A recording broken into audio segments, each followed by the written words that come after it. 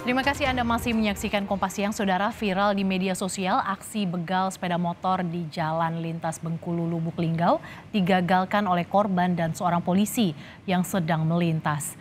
Inilah video amatir yang direkam oleh warga saat seorang begal terlibat duel dengan korbannya, dibantu seorang anggota polisi. Saat itu korban dihentikan oleh dua pelaku yang membawa senjata tajam dan mencoba merampas sepeda motor korban.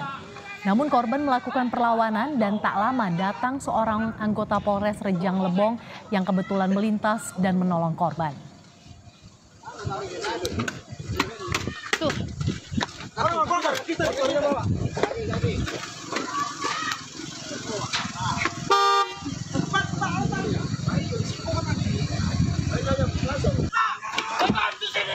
Ini perlawanan dari korban untuk mempertahankan kendaraannya sehingga terjadi perkelahian.